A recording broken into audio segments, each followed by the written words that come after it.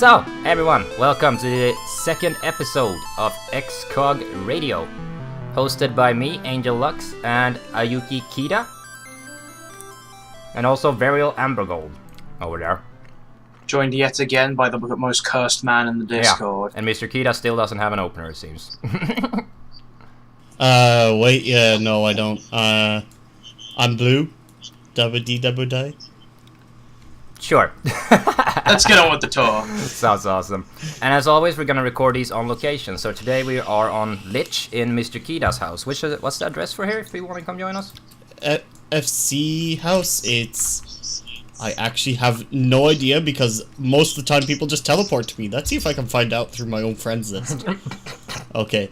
You can find out by opening up your FC panel and going to the info tab. We're plot 35, second ward in the Goblet. Alright, plot 35, ward 2 in the Goblet on Lich. I'm gonna add that there. Awesome, awesome. Should we start a little house tour then? You can show off your place, because that's the intent here. Alright, so I think the first thing is, well, this is the entrance. And you have like a load of vendors here, and whoever placed them down was very OCD about height. Oh yeah. I didn't even see the fourth vendor until you pointed it out. I was genuinely thinking, why are there only 3 vendors? This looks a bit lopsided. Yeah, and then we can go in here. Over here, we have a little kind of dining area, I suppose, and a little relaxing area for those who just want to sit down and relax. I suppose this is one area we could sit down in, or we can sit downstairs, I suppose, with the huge round table, which you see in a minute. We'll go across the way to the other room. So this is kind of like your typical type of bar. Just sit down, some music here. That no one can play instruments because apparently oh, I lost you guys. That was a thing. You're on the other side of the hall. We went across the way. Yeah, there we go. Yeah. Oh, a bar. Holy shit. Yeah. So we found the bar. So then I think not intended. We can go upstairs, I suppose.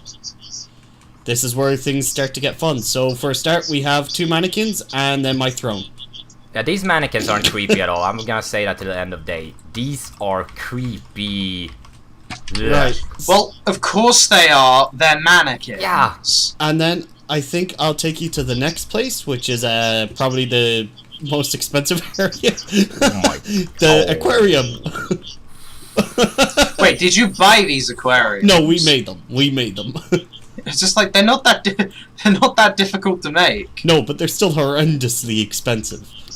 Well, yeah, that's because most people can't make them. You'll also notice we seem to have this light like literally everywhere in our FC house. I don't know why, but yes, we do. How many lamps do you put Just in about there? to mention. Too many. Huh. Cool. And then the we just lighting come out in this here. place is pretty We dark. have some like general stuff like the hairstyling area, the armory chest, the free company chest, another creepy mannequin, and then a summoning bell, which no one seems to use because you just go outside near the marker board. And then yet again we have another 2 people here for those who are crafting. We have a material supplier and a mender here.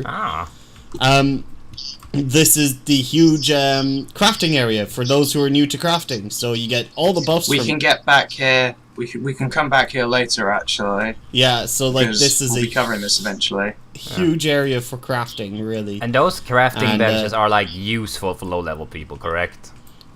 Yeah, like they're quite 100% useful. They offer a pretty big CP bonus. Yeah, which is always nice. Yeah.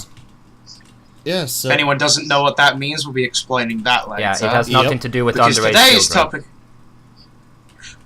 Why'd you gotta make it weird, Angel? But I choose to. Anyway, today's topic of conversation for when we're finally done with this Duke house tour. It is Duke. Is crafting and gathering. Yeah, and then I like this is I like the Carbuncle house. a library with the Carbuncle stuff. Then we come across here, which when we had 16 people. When we had 16 people as leaders, this basically was full. This table of people. That's pretty cool, actually. So we used to just use the round table as a meeting area. Then in here is the unisex bathing area. Why did you have to make it weird? It wasn't me who made it weird. It was the person who made this area that didn't want to divide it in two. Okay. Why is that weird? I don't know. Why is it weird?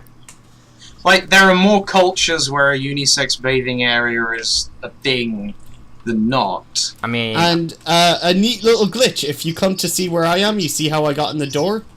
If you jump, you'll end up on the 2nd or 3rd floor. Wait, nani? Okay. Apparently I got stuck, so I actually... Okay. It's not working for me. First try? I don't know. I spawned out of a Rogadin picture. You spawned on the 1st floor, technically. Yeah. I am so lost. It's not working for me. Yeah, because you're in the wrong spot. You actually have to like get to like right about here, and then you have to like jump. It's a very weird glitch. I think that could be like an episode in itself, talking about glitches in this game and what the fuck is broken. Oh yeah, because there's a load of things broken in this game. There was the amount of glitches I found over the years is ridiculous. Yeah, just out of bounds stuff. I blame I blame the FF11 dev team. Always blame Tanaka when you can. So this is our neat little meeting area, which we rarely use. I don't know why we had this here, because I never stood up here and talked to people. Oh. I always... It's atmospheric. So it's supposed to be some sort of... Oh my god, okay. A podium. Alright. It's the Order of Naldthal Lectern. So, do we want to sit down and start... Give me your money, or you're going to hell! You have the fucking frog up there too perfectly on my screen. So, we can sit around here, or we can sit anywhere else if you want. Yeah, this... Why would we pass up sitting on the giant round table? Well, around it, not on it. Correct? Yeah, we're sitting around this table. I mean, if you want to be really picky, the chairs are part of the piece of furniture, so you strictly are sitting on the table because the chairs are part of the table. Yes, true. Right, pardon me. So I think we should get into the topic of the day: crafting and gathering. The main reason why we decided to choose this as a topic of conversation is because of the importance that it plays in the game. While the actual mechanical side of it itself may not be the most complex crafting system out there for an MMO, the entire experience as a whole is. There are whole classes individually voted to crafting. There are dungeons whose purpose more or less is gathering crafting materials. There's special crafting and gathering mechanics. There is an end game for it. Many raiders find leveling their crafters and gatherers as important as leveling the actual combat classes that they raid with. Oh yes, that's Tomoyo joining us there too, right?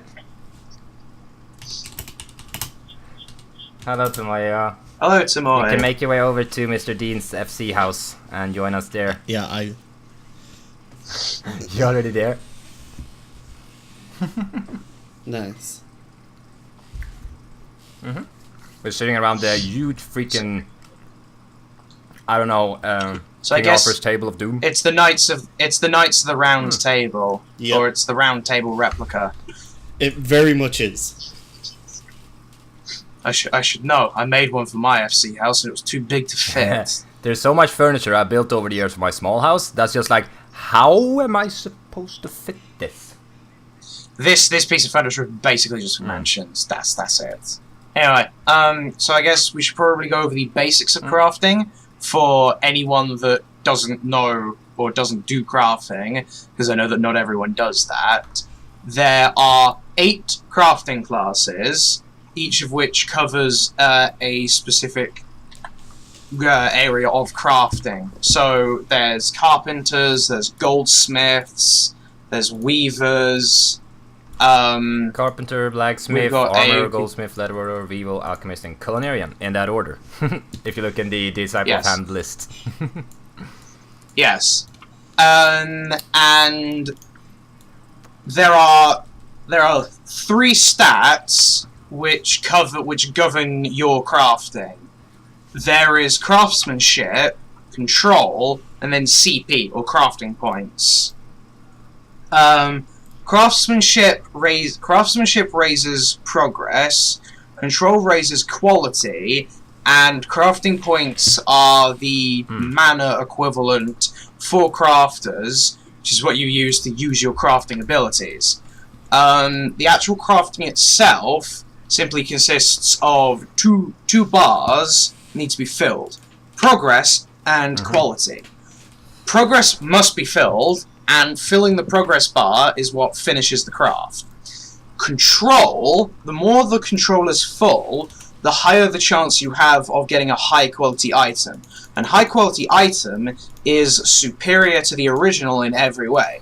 High quality gear has higher stats, high quality potions restore more and have shorter cooldowns, high quality food grants a larger buff, things like that. And crafts themselves consist of durability, which is the number of actions that you can take. When your durability hits 0, craft over. If the durability hits 0, the progress isn't full, you have failed the craft and will likely lose the materials that you've used. What is the failure rate on that? That's somewhere around like 70% to lose your mats, I think. Because it's not that common you get it back, but it does happen. Yeah. I mean, it's pretty high. I wouldn't count on it.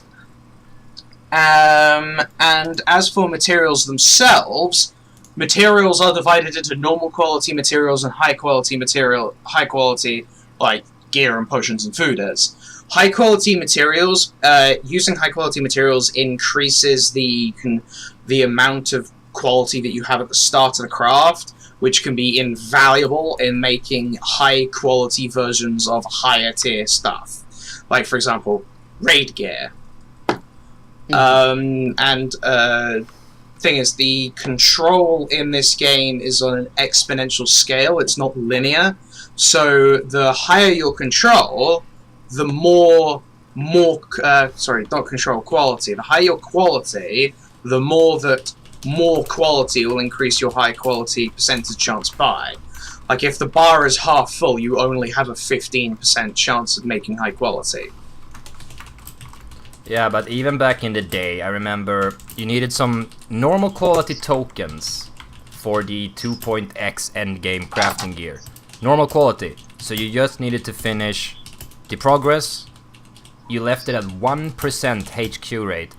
And 2 of the 4 I crafted still became HQ. And back in that days, you could... Angel, you there? Sorry, your sentence cut out. So yeah, I built 4 of those, and 2 turned into high quality on 1% chance. And back then, you could not lower the quality. I spent like a solid day getting those mats together. It's like, RNG is a cruel mistress, is it not? Yeah, that's definitely something that you're going to have to get used to in this game. Yeah. If you do decide to take up crafting, because a lot of people think that the RNG in this game is skewed. It's not. It is truly random. So if you craft thousands of items, which you will if you're a proficient crafter, like I've probably crafted about 100,000 items over the entire time I've been playing this game, you will get some truly weird strings of RNG. Oh yeah. Yes. As for gathering,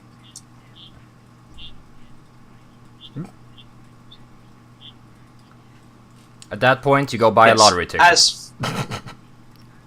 As for gathering is a lot simpler mechanically than crafting. But the whole process itself may not necessarily be simpler. There are 3 stats for gathering, just like there are for crafting. There is, gathering, which determines your percentage chance of actually successfully gathering the material. There is perception, which increases your percentage chance of getting a high quality item, which is capped at 15% normally. Certain things can change that. And then there is GP, or gathering points, which is used to activate special gathering abilities. And what can be said in the difference in between the gathering points and the crafting points? The crafting points reset for each craft, so you always start out at the max level. Gathering points regen over time, or when you do successful gathers, or successfully gather something. So you have an entirely different system on gather, which slows you down the more you mass gather, but there's also some potions that can alleviate that. But you... Also, you will have much more GP than you will have CP. For example, I have a CP melded crafting set, which, as far as I know, aside from my main hand and offhand tools, is best in slot. Mine, yeah, I was going to say... And I have 483 CP.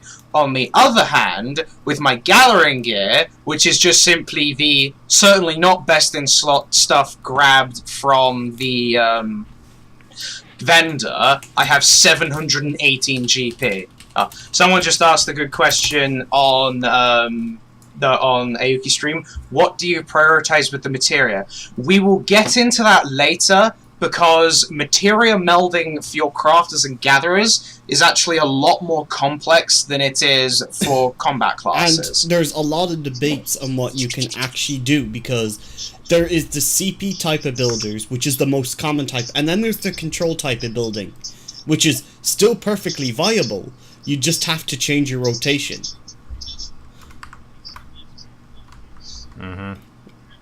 Oh, yes. We should, I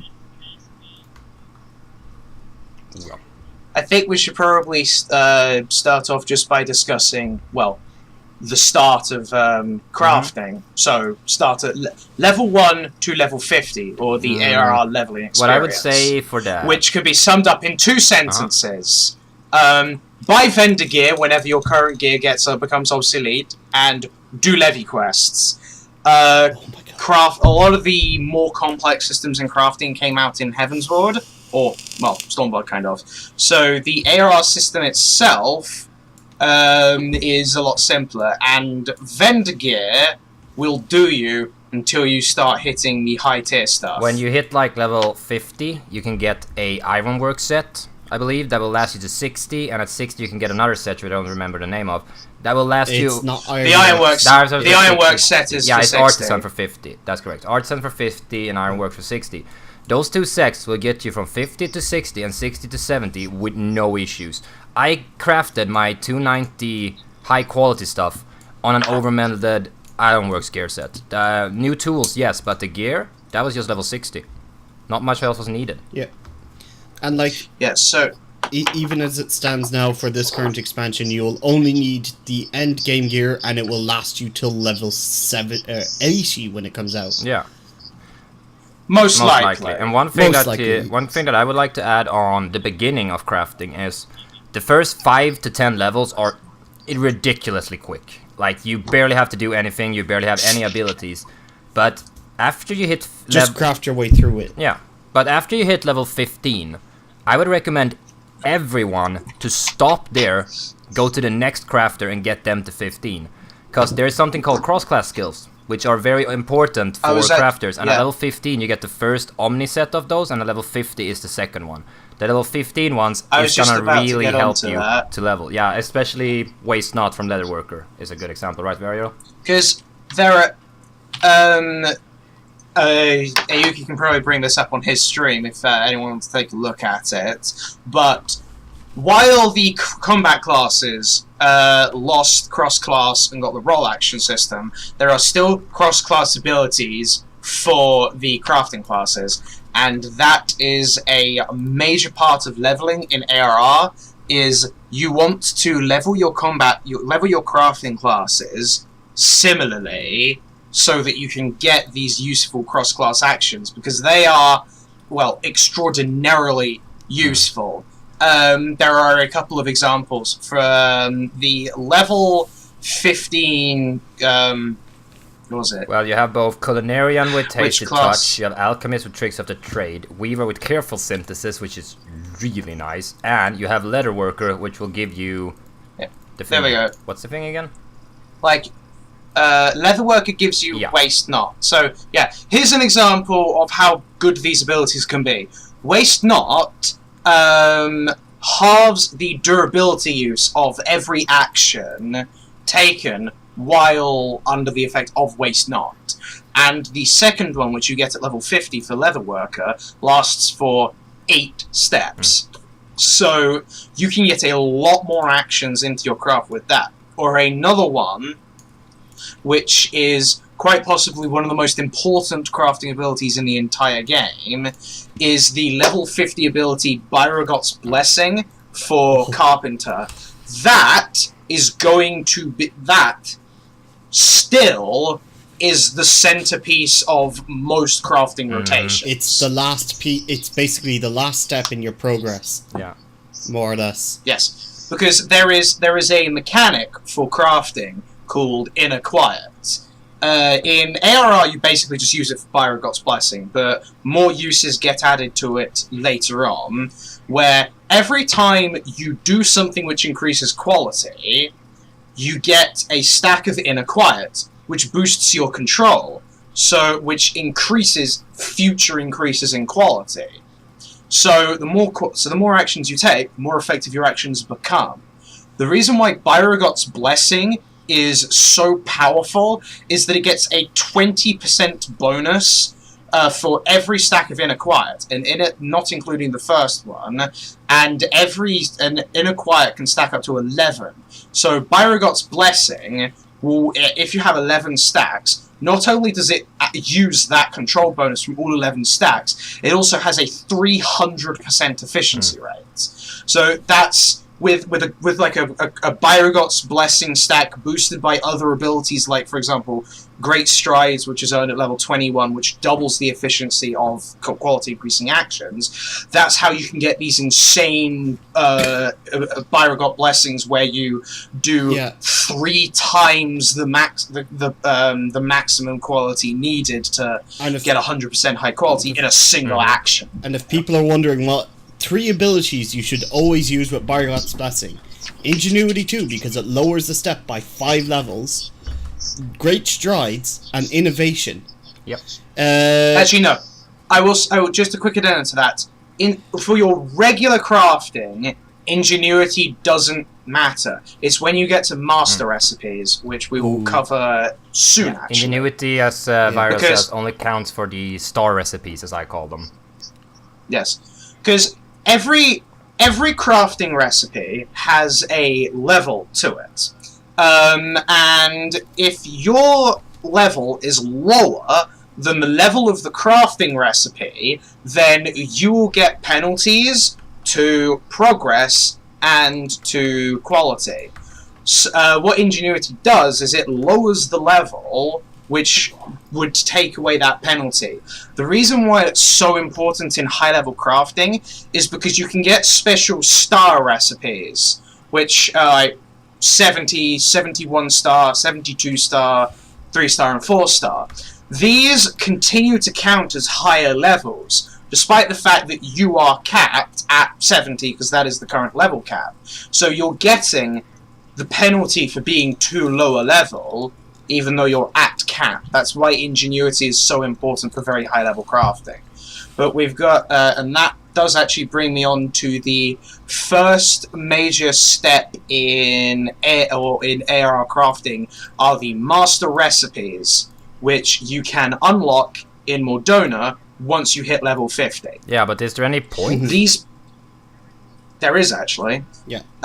These master recipes have a variety of useful things in them.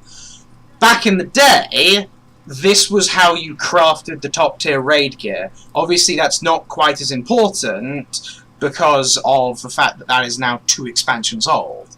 But there are still other things, like, for example, if you want to make the ARR relic weapon, this is how you craft the materials for that. There are several unique pieces of housing, which can only be got that way. There are materials for Heavensward and Stormblood crafting, which require the ARR master recipes to make. An example being Wolfram Ingot is used in a lot of high-tier crafting for both gear and furniture. that is an ARR master recipe. All of the master recipes are still worth getting, even if they are out of date. The way that you get the master recipes in ARR is a fairly involved process, where there is a man in Mordona called Talon, where you will hand him in a special crafted item, which at the time was difficult to make, and he will give you the master recipes in return. Generally, the way it works is you get a special newbie set of master recipes called the Demi-Materia master recipes, which you can then use to make something to get master recipe 1. You definitely need master recipe 1 to make something to get master recipe 2. There's only 2 sets of master recipes per class in ARR, not including the demi-materials, which are largely for just example, glam. I'm looking at blacksmith right now. The first step you need to do is you need to get the dark steel hooks, if I remember correctly. Turn those in, and then you turn in the balanced dark steel hooks for the next step, or the next set of books, I believe. Well, no. You make the dark steel hook, and then you use the dark steel hook to make the balanced dark steel hook. It feeds into itself. Which and then you turn in the balanced dark steel hook for the master recipe 2 sets. How do you get the one? That's just the regular dark steel hooks, then. You can just I can go jump into more. It's super specific. We don't have to. Anyway, the point. I'm pretty sure it's just something that you can craft out regularly. Like, here we go. Let's double check.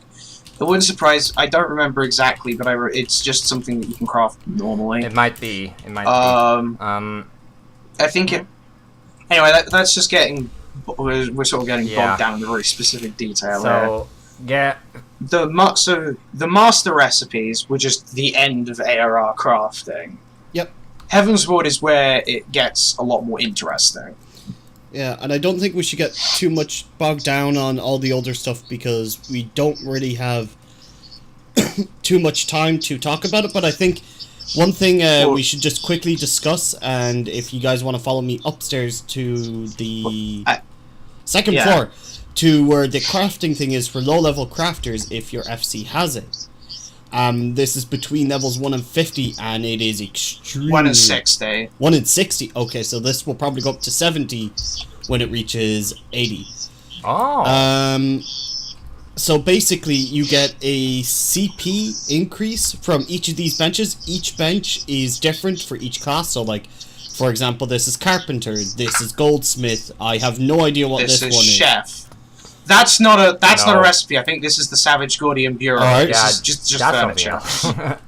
Yeah. Then we also have Weaver. You have Blacksmith, Armorsmith, Alchemist. This one is Alchemist. This one is Blacksmith. This one is Armorsmith. This one over here is Weaver. This one is Carpenter. This one is Goldsmith. That's Furniture. This is Leatherworker. This is Culinarian. Yep. And basically, only large FC houses, which is quite unfortunate, can have all these benches in them. Which I find a little unfair, and I think Square Enix should fix, especially for those who just want to do crafting. Well, that's a discussion we can have for the housing episode, which will be an entire shit show on its in and of itself, because there's so much wrong with that. But yes, back to crafting. Back in my FC, because we only have a medium house, we had to pass on having the Alchemist and Culinarian ones. Heaven's Ward is when a lot more of the interesting stuff started being brought out into crafting. It's also when they doubled down on trying to screw over crafters. Heaven's Ward was not a good time for these people. Introduced something called red scripts, I believe it was, which basically meant so you can only craft a certain... I'll get on to that in a minute. Sorry, because I was just about to start on the collectible system, which leads into red scripts. Heaven's Ward added a special system called collectibles, where you got a new group of abilities which for gathering and for crafting, which instead of crafting a regular item, you could use an ability to craft or gather a collectible instead. And instead of quality contributing to a chance of getting a high quality item, it instead contributed to a collectability score, which is not random. You just get a score for your item. Then you can go to a place called Rowena's House of Splendors and hand these collectibles in, and you will get a reward based on the collectability of the collectible. Every collectible has 3 tiers of reward. The higher the reward, the more XP you get from collectibles, which means that a lot of people use collectibles to level up their crafters and gatherers during Heavensward and in Stormblood now. But the big thing that brought out was scripts. And scripts exist for both crafters and gatherers, and are more or less an equivalent to tomestones, which are used to buy the high-tier crafting gear. They're used to buy special crafting materials. They can also be used to buy a couple of glamour stuff. Like if you get a load of yellow ones, which are the Stormblood ones, you can buy yourself a raincoat for your chocobo. And one of the things that is probably what Angel was about to start ranting on was a lot of the very, very high tier gear. Usually the crafted stuff at the end of an expansion, in the middle of an expansion, requires materials to make, and the materials for those materials must be bought with red scripts. Yeah, and the problem back in the day is in Heavensward that script was capped, so you can only do certain crafts a week, which a lot of people didn't like at all. Thankfully, they've removed Yeah, but that was cap. at the first crafting patch, and I don't think they removed the cap until the 3rd one? Yeah. Like, I was a pretty involved crafter back in 2.x. Not top tier, but I think I was 3-star Omni at least. Self-taught. All the way. And Heavensward rolls around, I'm like, now we're gonna make some money, we're gonna have some fun with these new abilities. And I was like, what is this script system? What is this whistle while you work? And why is it useless? And then I took a long break from crafting, like, a long one. Whistle while you work is both useless and also broken, because it's kind of awkward to finagle it, but you can set up what's called a whistle loop, which basically gives you infinite CP. Did you watch that guy who crafted the item using basically whistle as you work, with minimal everything, and then just spent like 40 minutes crafting a high-end item? Yeah, this guy crafted, like, I think it's the 380 Rakshasa chest piece. I think it was a Rakshasa piece. And he did it basically naked. And he had, like, over 1,000 steps. Yes.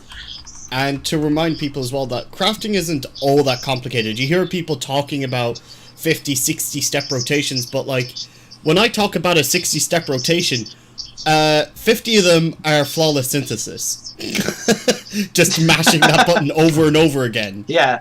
The difficulty in crafting is not in the doing, it's in the planning and the forethought. Yeah. So, for example, if you want to make yourself a full set of Rakshasa chest, Rakshasa gear, because you want to go raiding when Alphascape first came out, actually crafting the stuff, once you've got your rotation, will only take you about 10 minutes. But you need to design a rotation, you need to make yourself crafting food, you need to gather the materials, which means that you need to gather up yellow scripts, you also need to earn the master recipes, and you need to go gather up the master recipe materials, and the whole, like, so the entire process could take you about 6 hours, only 10 of which is actually crafting the item. The process of just sitting down and crafting at the end is not the hard part, it's as you say.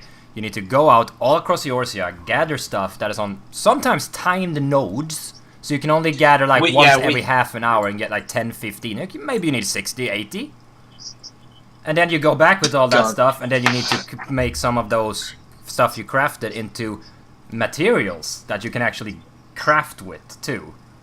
So it takes so much time, there's so many steps involved, But when you actually sit down and do that end craft, and you get that high quality, and you can equip your new gear piece, that's a really satisfying feeling, my friends.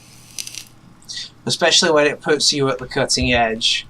But yeah, the whole thing with there was a whole involved process behind getting scripts. There are 2 different types of scripts. There were special hand-in items that you could get by trading in scripts to upgrade other script gear. Scripts upon bloody scripts. You think the tombstone grind is bad. One thing does kind of alleviate it though, and I don't remember when in Heavensward it was added, but they added a thing called custom deliveries, where you can do 12 custom deliveries a week at the moment, between 4 different NPCs, 6 per NPC, and they give you a shitload of scripts for each collectible hand-in. For example, the new guy, Adkarak in Idleshire, he has boosted scripts compared to the other custom deliveries because he is the newest guy. So if you have completed his storyline, there's a chance for special bonus items to start appearing, which will give you even more scripts. Is that the little piggy? That's the piggy guy. I've yet to You say little piggy, he's like a... You say the little piggy guy, he's like a 6'8" hour. Like, I don't know, I just heard there was a piggy crafting NPC somewhere, and I was way too busy with other stuff to even bother. He's in the same building as Chloe, who is the first custom deliveries NPC. Yeah. But yeah, like he will give you so many scripts, you will cap and then have to spend stuff and then almost cap again. So it's not... Okay. I don't know the exact specifics behind the piggy guy, but there is a quest line that you need to do in the Azim Steppe, which starts with a quest in Reunion called Purbol Rain. After a handful of... Also, the other problem with this is these aren't marked with the special blue markers.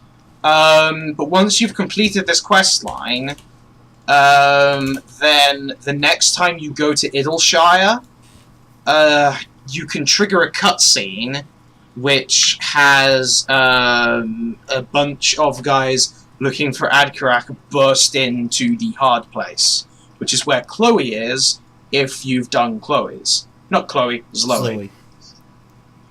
It's opposite from Chloe, so Chloe is also nearby. Yep. They really did make that confusing, but whatever. It's just Cody Fox with his big grin on his face once more, you know?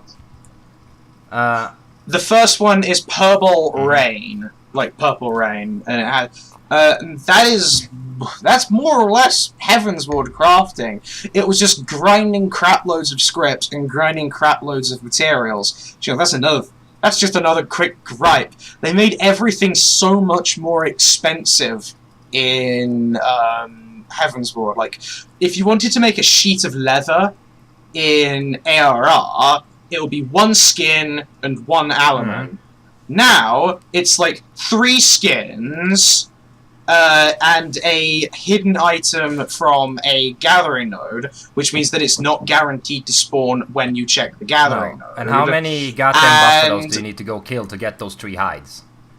Yeah, and the drop rates were also reduced, and the amount of leathers required by gear was also increased. Heavensward really double-dipped in the whole screwing over crafters. You want some dragon leather? Dragon, whatever it's called? The blue and the green stuff? Blue and purple ones.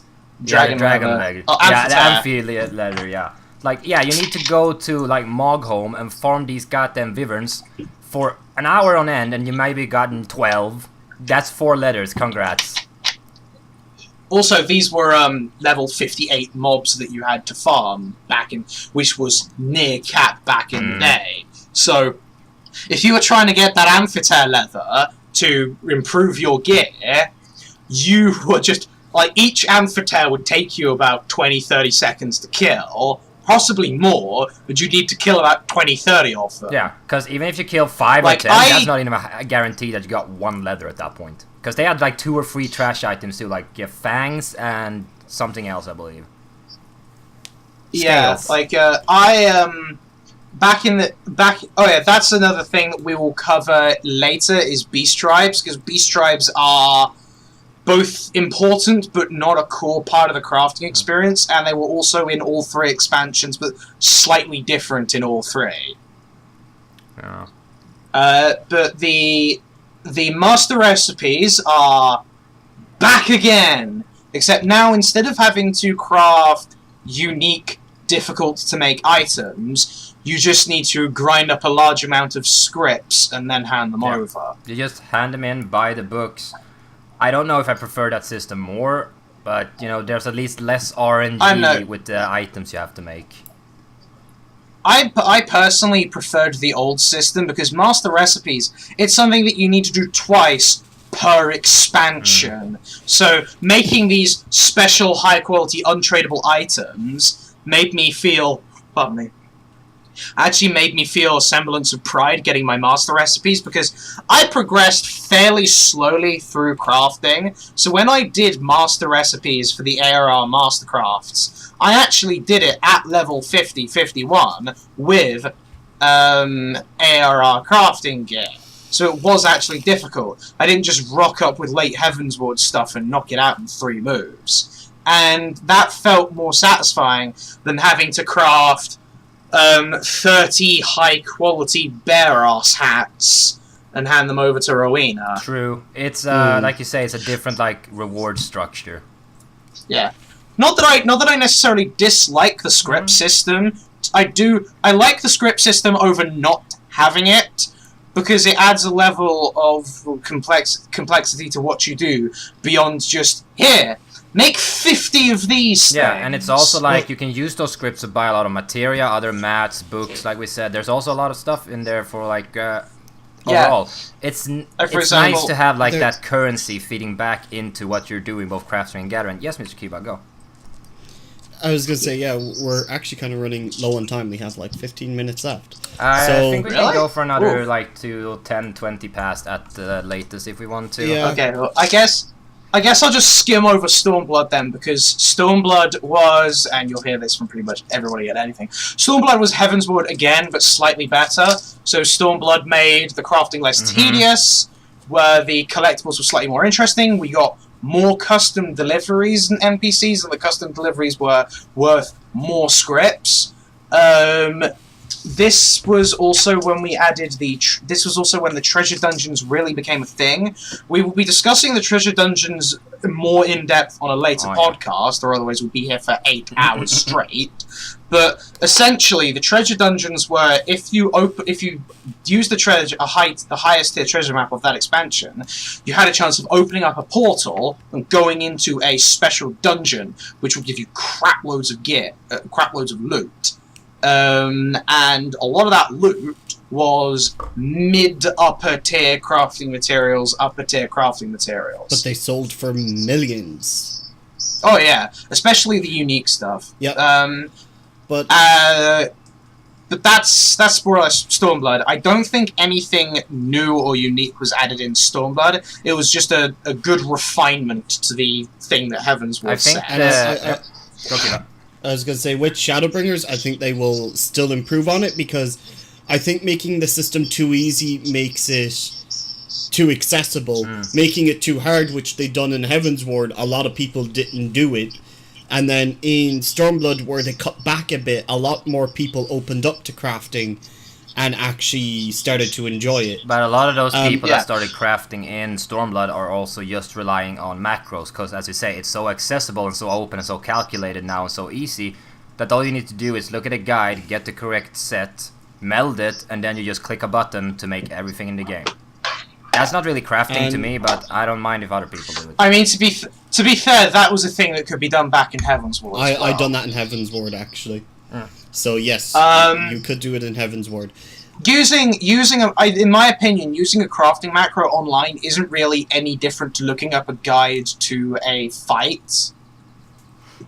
It's essentially the crafting equivalent of I don't know this, so I'm going to look up a guide from Gamerscape or the Balance. But that's the thing too. Sometimes there isn't a guide. Sometimes day 1, day 2 for a fight, and you have to go in there, without anything. You have to make it up. You have to progress it, so to say. But at the at the same time, because you mentioned how Stormblood made crafting more accessible, I would actually somewhat disagree with that, because the complexity of the rotations increased. You can no longer craft your high tier gear just by doing the hasty touch / regular touch spam, get up to 11 stacks, do a giant Viragot's Blessing. That's very, very true, and I learned that the hard way when I started crafting in Stormblood. Like, I did. Because I didn't use Ingenuity much up until Stormblood, and I was like, something's missing. Let's try it. Oh, now it makes sense. Crafting is more accessible, but at the same time, the actual high-end crafting is more difficult. That's partly why the Rakshasa gear still sells for such a crazy amount of money, even though it's basically obsolete gear at this point. Yep, and I think one thing that we should touch on that was asked was materia melding. Because that depends. This does depend on what type of crafter you are. Basically, and also when in the leveling you are as well. Personally, I think up until level 50, you should just ignore materia. It doesn't... ignore melds. Yeah, ignore melds until you're at least level 50. And then even at level 50 to 70, it's just a matter of choosing what you're running low on for your rotation. Yeah. Right? But generally what I would recommend is melding progress and control at a 50-50 split, because while you're leveling up, you're not going to be using any of these crazy rotations, so you don't need a massive amount of CP. But you are still likely to be a step behind the curve. For example, I did need melds to make my level 67 gear. Yeah. So, I like, one of the things then for, like, crafting in general is that you have, like, kind of two types of crafters. You have the majority of crafters, which are what we can call CP crafters, and then the other types, which are control crafters. And basically the only difference is that you're melding more control over CP, which is fine. You just have to have a lot more refined rotation for your CP. You might generally the difference is that CP crafters will go out for these crazy 30-step, tricked out specialist action using rotations, whereas control crafters will go for a more simple and utilitarian one. Yeah, because control crafters have the advantage of, I have enough control to do this, I just have to make a little more simple of a rotation. CP crafters have the advantage.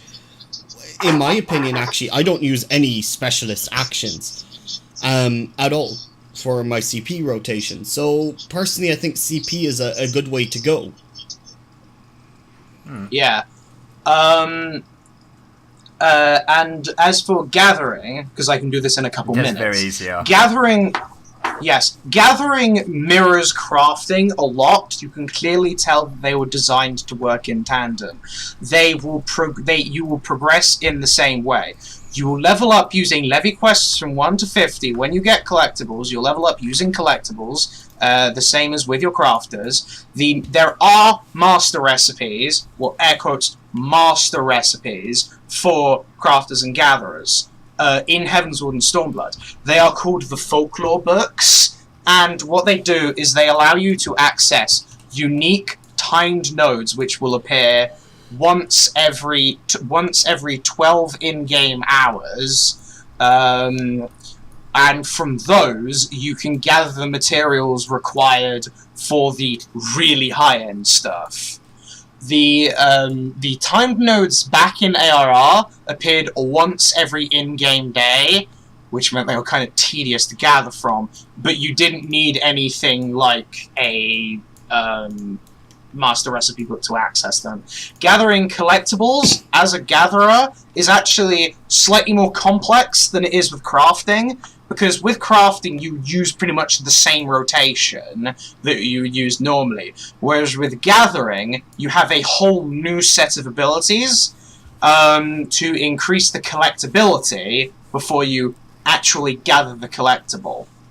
Yeah. And that, in and of itself, what are called collectible rotations, is as much of a rabbit hole as crafting collectibles, if not more, because of the way that GP works. Quite often what I've seen is the gathering rotation is multiple rotations bundled into one, and you then go down different branches depending on what procs, so that you don't waste all of your GP. And not only that, GP regenerates so slowly. Oh yeah, it regenerates absolutely bloody glacially. It regenerates on the server tick, so once every 3 seconds, and it regenerates 5 per tick. At level 7... No, let me finish. At level 70, we got at level 70, you'll get a perk called Enhanced GP Generation, which increases the rate at which your GP gathers. And I'm like, oh boy, maybe that's going to be less annoying. It goes from 5 to 6.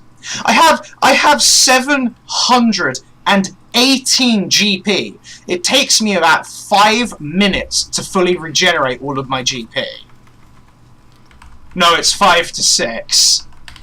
Oh yeah, someone just brought up a It's really awful. good... It's awful. Someone just brought up a really good point on stream. I'm seeing if I can pronounce this. XSV Nightmare. The special nodes back in ARR, yeah, the topsoil ones. Oh, don't remind how many me. times did you go to Southern Fanaland to get that one fucking topsoil, and then you got like 6 crystals, and that was it for an hour, and you needed 8 of those. No, I just sent my retainers out. Oh. I just sent my retainers It's out. Nico. What up, dude? Because Bugger actually, just an aside for anyone doing gardening, you don't need to bother with those nodes anymore, thank God. You can buy the soils in Idleshire for poetics, or with unidentifieds. Yep. If you didn't know that, Which is- take a big sigh of relief and please go buy them instead of gathering them. Holy crap. Yeah. And also, you can just send your retainer out to gather You them. can? Yep. Because yeah. I think gardening could be like an episode in its own explaining Gardening is probably... That's an episode you have to do without me. Gardening is probably going to be a thing the episode after the next, because we will be covering the practical side of crafting later on. Let me see. And also a Cliff Notes version of Beast Tribes in the time that we have left. We will mention the Ishgard stuff later, because it's difficult to talk about the Ishgard project, because we have no details about it whatsoever other than the fact it exists. Oh yeah, Nico also So there's brought not much that we can discuss Nico about it. on the Twitch chat also brought up a good point about that. Yeah. Seeing as I'm watching. Yeah, I'm seeing as the watching restoration of Ishgard there, yeah, they're probably not gonna make it harder to craft in any way. Probably gonna make it easier to make it more accessible. Because we don't know much about that Ishgard restoration, but if that is gonna be like a combined effort server-wide or data center-wide, there's gonna be a lot of people involved. I doubt it. I seriously doubt it. In my worst nightmares, it's gonna be something really dumb, like we're gonna go to an NPC that has some ridiculous quota that the entire server has to work on, and when that quota is met, a new ward is just gonna open up. Go grab it. Yeah, because also the thing is, not even is it. They do not have the server architecture in place to do something like that, but that's also not how this game works. Like most MMORPGs are much more MMO than RPG. This game is the other way round. This game is like even though it is an MMO, it also has quite a single player focus. That's why you are the warrior of lights. So, not only would making it a server effort be a massive pain in the neck, it would also be completely against the ethos of this game. Yeah, but we've broken that many times. Anyway. Like, oh, grab some warrior friends of yours and go kill this thing that only the warrior light can kill. Wait, these adventurer friends, do they have the echo? Why are they not affected by the primal? Like, well, they do. No, that actually has been covered before. Has? The echo is not unique. Yeah, the echo is not unique to us. No, in I fact, know, the like, echo some other is NPCs has it. relatively Yeah. common. So what it's stated is that those guys that you bring along with you, they also have the echo, and they're fighting with you. It's just that you are the warrior of light. Warrior of Light. So sort of like that Scion dude with the mark on his face that said bugger at one point. That was funny. Yeah, like for example, you are the main character, and everyone that you bring along to raid with you are side characters with the Echo. That's pretty dumb, but sure. Like, I know a lot of people that came from other games, like World of Warcraft, had a real issue with, like, oh, I'm the chosen one, but so is everyone else. That makes me not special. Like, It's like, other people have similar abilities, but you are the chosen one. For example, Kryl has the Echo, but she's not the Warrior of Light. no, Mombrita also has... Same thing with Minfilia. What's the name of the... Fedora? Fedora. That is different, and that's something we can discuss later, but she doesn't actually have the Echo. No, she has like an weird. imprint of it or something, whatever. Yeah. Yeah. Anyway, I was bringing back to our actual sorry. topic of discussion today, the beast tribes. There are 3 beast tribes. Yeah, there are 3 beast tribes for each expansion. There are the Ixali in ARR, the Mughals in... Well, no, these aren't the only beast tribes, these are the crafting beast tribes. There are the Mughals in Heavensward, and then there is the Namazu in Stormwind. And one thing that can be said, like right off the bat, they've gotten so much easier with each expansion. Fuck the Ixals, holy crap. Oh yeah, no, almost all of my friends that I've tried to get into crafting have, like, hit a wall when they do the Ixali. I can discuss that in a second, but the idea behind the beast tribes is that you'll get repeatable quests from them like you do from the other beast tribes, but you need to craft unique untradeable items out of materials that the beast tribes themselves give you to complete the quests. For the Ixali, this is a more involved process. You have to equip these specific hand gloves. You need to go to a specific location which grants you a buff depending on what quest you are doing. The Ixali are difficult. With the Mughals and the Namazu, it's a lot simpler. The main reason why we're bringing this up specifically is because beast tribes are considered one of the best ways to level your crafting classes. They give large amounts of XP, and because they supply the materials themselves, you can also complete them fairly quickly. The beast tribes themselves can also offer useful stuff. For example, Mughals can sell you the level 58 crafting gear, which is good enough to start your level 60 crafting. The Ixali sell a lot of high-end ARR crafting materials, and the Namazu also sell a couple of important materials. Most important one of which is Storm Sap, which can only be got from them, or by decenting raid gear, but fuck desynthesis. Oh god, I've been leveling them recently, it's awful. So, the beast tribes are important to crafting.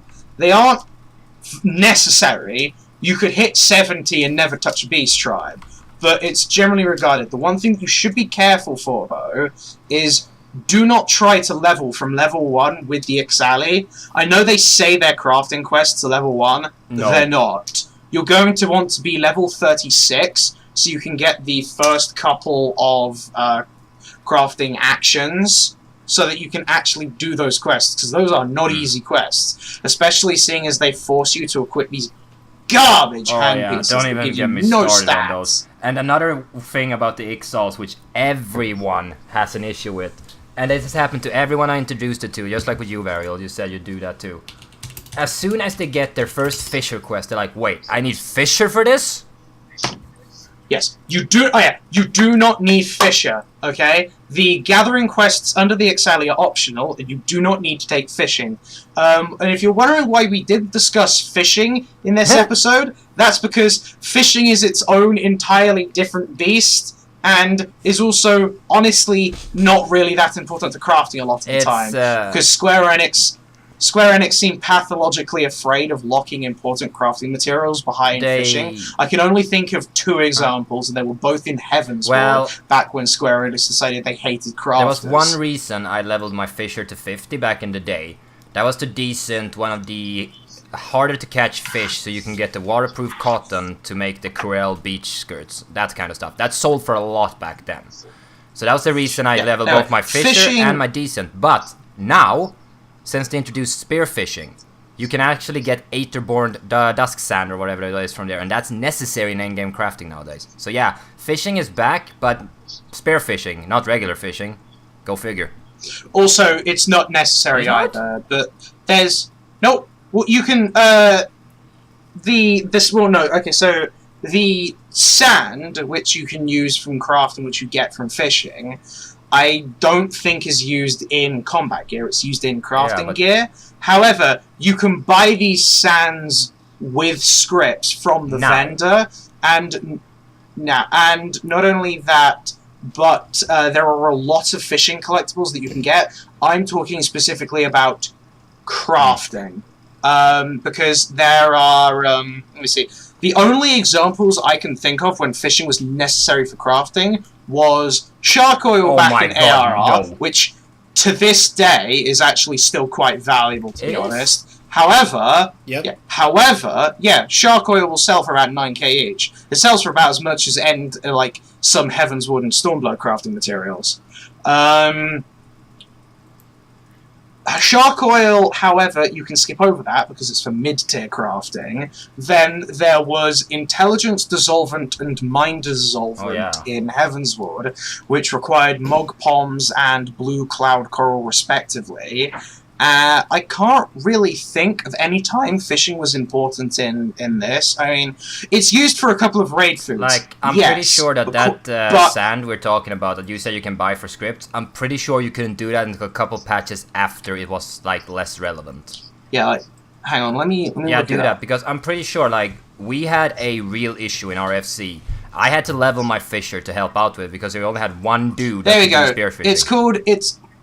It's called Everdeep Aether Sand, and it was used to craft... I think it was used to craft the 350 gear. Yeah. Yeah, it was used to craft the 350 gear. It was also used to craft snail oil, which is a sin against man and God, which... Snail oil was used to craft... a lot of things. Snail oil was used to craft a lot of things. Yeah, like... I don't remember exactly, but a lot of things. And you needed that sand from the fisher. Like you said, you can buy them from scripts now. I'm not convinced you could do that from release day. I'm pretty sure you couldn't. Otherwise, my fisher would not be 70 today. I promise you that. Yeah.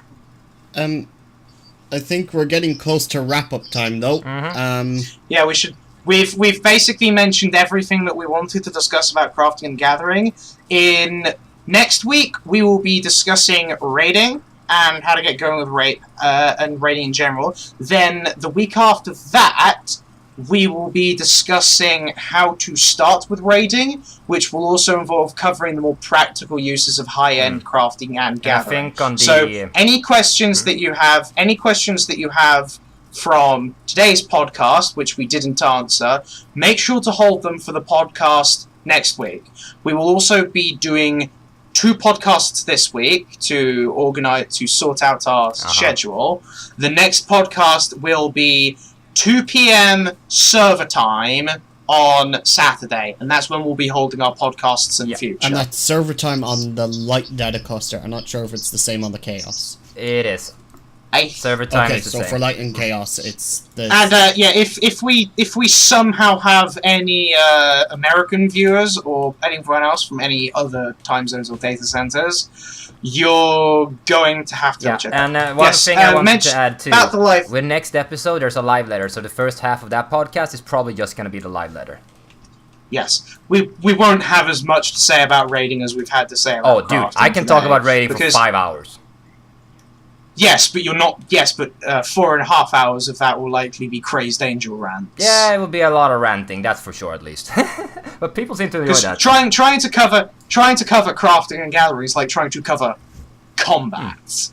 It's a very, very large part of the game. But yeah, we will be discussing the live letter. How much time we spend discussing the live letter depends on how much they actually tell us. Yeah, it depends on the content. However, really, like some live letters back.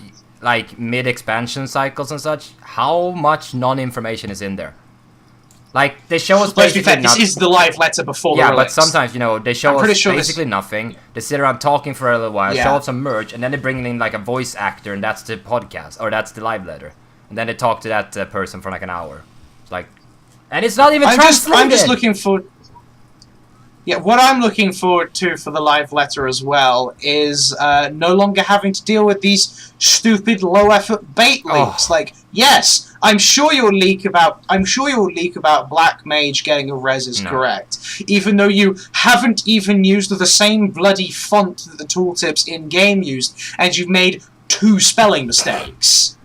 Small indie company, guys, please understand. Wait, why did you... I'm making fun of the people pretending to be Square Yeah, and Enix. I'm like, yeah, and they can just use that excuse, and it will all be Daijiboo, right? It's just a beta feature, guys. It's not fully developed. Wrong font. Anybody who seriously uses that excuse should be hung up by their feet. Right. Well, I think at this point we'd rant on for ages just about little let's small wrap things. this up.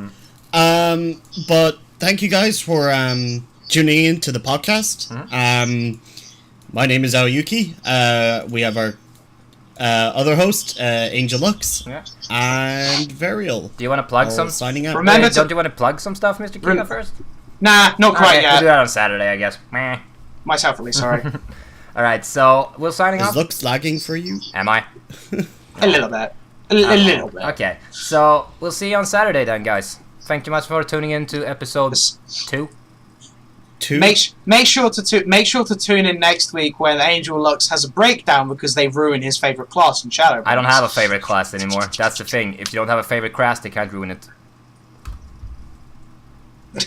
That's my defense. I'm a dude. I'm gonna get a lawyer and I'm gonna ride this out. I don't care. They could do literally nothing with Black Mage in Alright. Shadowbringers, and I would still be happy to be honest. So Goodbye. Thanks for tuning Bye, in, everyone. guys. And I'm gonna get dinner. I'm starving. And we have a BA round coming up in less than an hour, and I'm gonna be a party leader on that. So stay tuned. There will be more stuff on this channel soon. Until next time. See you, everyone. Until next time. See you. I am Angel Lux, joined by Mr. Kiba and Mr. Variel. For ExCog Radio. Bye bye. That's a pretty nice sign off.